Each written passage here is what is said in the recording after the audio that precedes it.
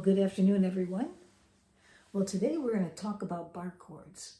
Now, I know this is not a favorite subject of everyone, but I do think that if you've never been able to do a bar chord, that perhaps this might help you. I'm going to approach it a little bit differently. I'm going to look at the who, the what, the how, the when, and the why for bar chords, okay? And in doing so, I'm hoping that you can pull out a nugget or two that you might be able to apply to what you're doing and how you're playing that might improve your ability to make a bar chord. We all can use another helping hand in that, I think. Okay, so let's just get started. Let's start out with the who. Who should be playing bar chords? Well, if you're playing guitar, probably you. You should be. Now, I realize there's some situations where people have health challenges and disabilities. I'm going to set that aside. I'm not talking about that. Although you might find something in this that you might be able to adapt to make it easier for you as well. But for most of us, we just tend to avoid the bar chord altogether because we at least people I've asked, usually it's too hard. That's the excuse that I hear. It's too hard for me. I never could get a good clean sound. It hurts my hand. My hand gets tired. So there's all these excuses, and they're good, they're valid excuses. But let's set the excuses aside this time. No more on excuses. Let's try this and see if it works. I'd like to get a t-shirt that says, "No more excuses, please." I don't know if, I know I need to keep an open mind because sometimes excuses are really valid. But in this case, let's try to set them aside and let's talk about, well, we know who should be playing them. Let's talk about what we're supposed to be playing. Well, we're going to talk today just about the E-shape bar chords, okay? There's also A-shape bar chords. Now, I want to clarify something. When we're talking about E-shape, the E chord, E-shape bar chords, the root of the bar chord will always be found on the low E string. And I'll explain as we move along. If we were working on the A-shape bar chords, the root of the bar chord would always be found on the A string. Okay, so E is found on the E string. This is where the root's found. A's, they're found on the A string. Coincidence? Probably not. Okay, so anyways, that is the bar chord is actually a shape that you're familiar with, that you create a little capo with your finger above that shape, thus making another chord. That's what a bar chord is. It's spelled B-A-R-R-E or it's spelled B-A-R. Both are correct. B-A-R-R-E is a French word. It was actually named after ballerinas' exercising pole. You know, that pole where they put their leg up on it and put it down? That was called the bar. It was spelled B-A-R-R-E. So that's where the word came from. It's a French word. But is it okay to call it a bar, B-A-R? Yeah, it's fine. Both of them work. Okay, so we've established that. That's what a bar chord is. Okay, so now let's talk about the why. Why do we need to have a bar chord? Well, basically bar chords will add a new texture to your playing, okay? First of all, the bar chord itself, when you take that shape and you start moving up the fingerboard with it, by creating that bar above it, you're now moving that chord. You have a movable chord. You can create endless ideas with these chords because there's so many of them. I can think of 12 right off the bat just that you can move to as you move up the fingerboard. Okay, so, and there's more. And depending on what shape you're using, there's even more. It's endless. It goes on and on and on. So you have movable shapes or movable chords because you've learned a bar chord. You add texture to your playing. If someone is playing in the key of A in the open position and you want to play along with them, well, if you pick one up with a bar chord, you're now playing, you can hear an upper register that you can't hear playing in the lower position. And so it adds a new frequency to the playing, a new layer, a new texture. And when you're melding those sounds together, it just sounds so full and beautiful when you're playing with somebody else. So that's another reason. Adds textures, becomes movable, open or more chords available to you because you're moving up the fingerboard with those chords. So those are two really good reasons. Well, one more would be, I think, a bar chord when you're playing rhythm, you can get a sound from that you can't get when you're using open chords. It's a little bit of a shorter, less sustained sound, but it's a really nice rhythmy sound, I think. So it goes back to texture. It goes back to the texture of your playing. It adds to that. Okay. So that's why it's really good to have those tools in your toolkit. So how do we go about it? How are we going to go about learning this? Well, first of all, let's understand with the E shapes. There's actually 3 shapes when it comes that we want to work with these bar chords today. The 3 shapes for the E, not talking A's now, we're just going to work on the E, would be the E. There's the E chord, the E7th chord, and then the E minor.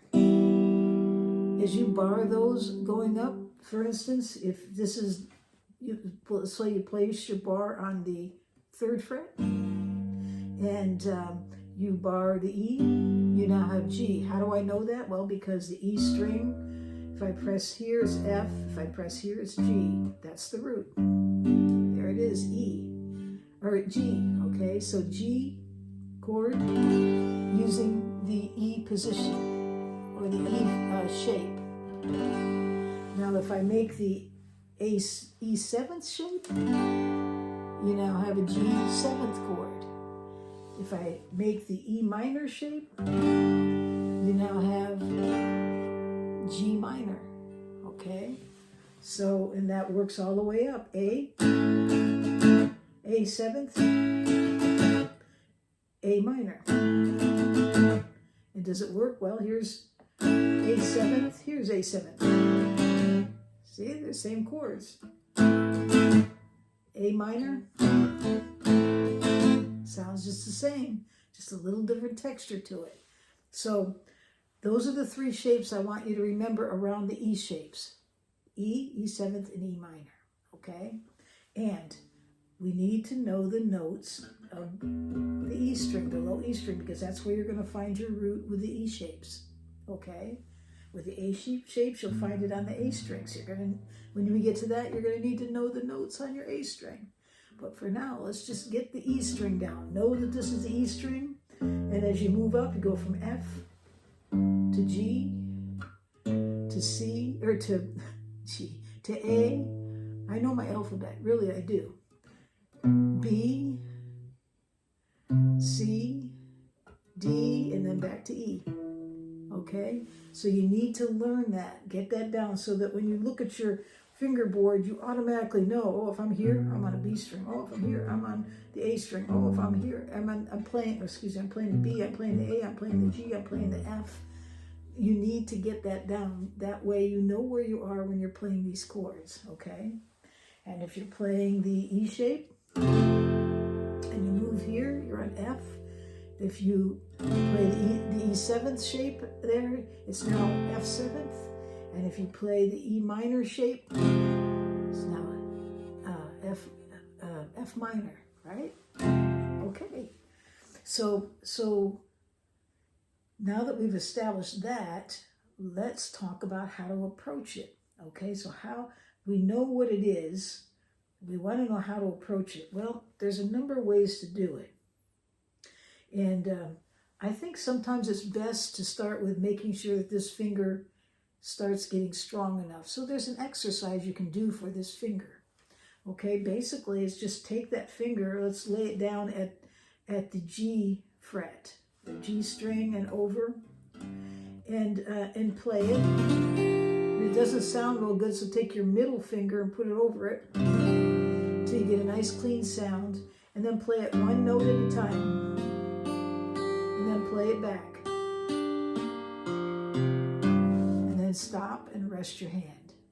Then move it up, do it again. Move it up to 5th fret.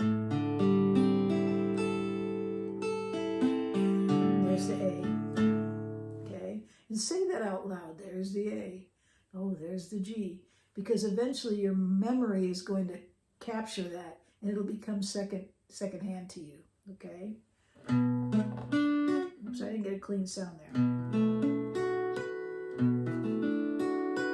There's the B's. No, you notice I said no because I'm not playing a B chord. I'm just right now exercising that pointer finger.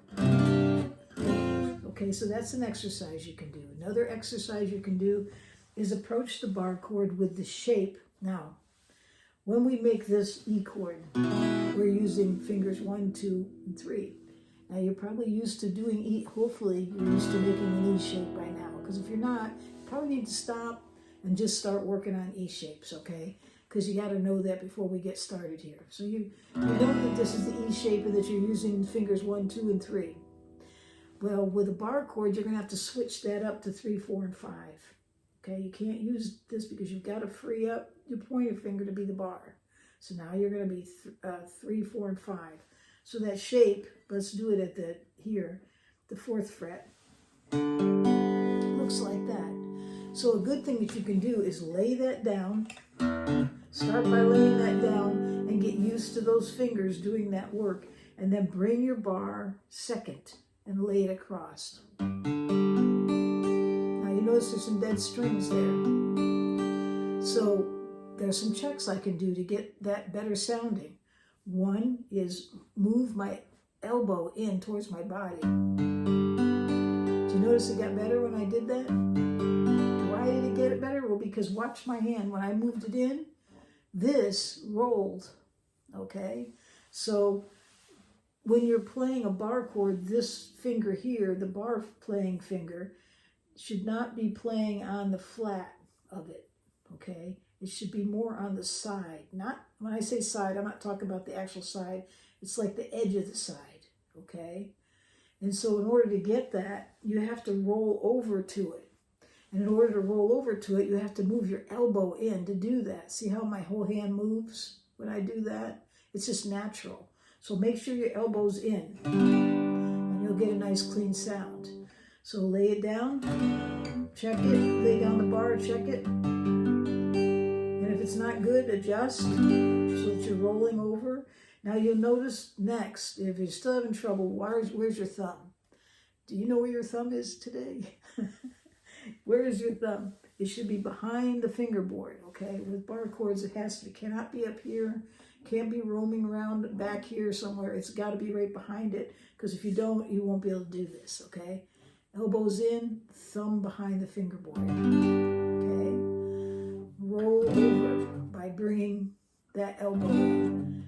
And even, consciously move your wrist towards you a little bit, and it'll help that roll over. It'll happen naturally. So it's like this. Okay? Okay, so the roll over by bringing the elbow in, bring that wrist over. Okay. Now the last thing you can do is you might be able to get a little more power out of it if you kind of push forward with this elbow here. Bring that guitar close to your body. Now it's not a real something you can see that you're doing that much. It's not that exaggerated, okay? I guess that's the word I'm looking for. Don't exaggerate that. Just a little bit of a pull in. That little bit will move that neck forward, see? See that?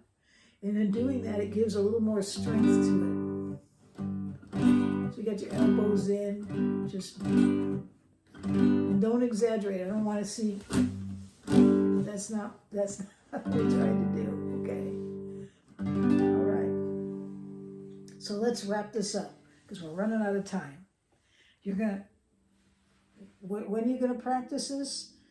Well, let's do 5 minutes a day, okay? It's not going to be perfect at first. It's not going to sound great at first. Don't worry about it. You just keep working at it, and no, it's not going to sound, no, it won't sound perfect at first. That's why you have these exercises. Strengthen that finger. Practice laying down the chord, then the bar. And if you want, you could go the opposite direction. Put down the bar, then lay down the chord.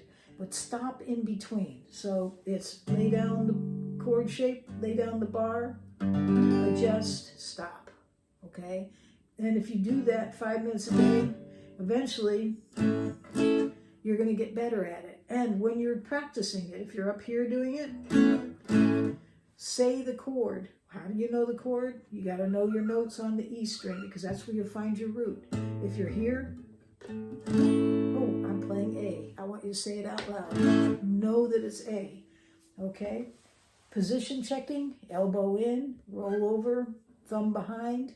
And you can give it a little edge by just squeezing in with your right elbow to give a little umph to the top of that board. It's not exaggerated, it's just a little umph, okay? And so check the position and know where your thumb is today. Don't have your thumb up here, because if you do, you're going to have problems. So there you have it, bar chording, the E position. So what do we have? We got G, A. Oh, let's switch to A minor. A7, G, bar chording. All right. Well, thank you for listening in, and I hope you have a great day wherever you are in this world.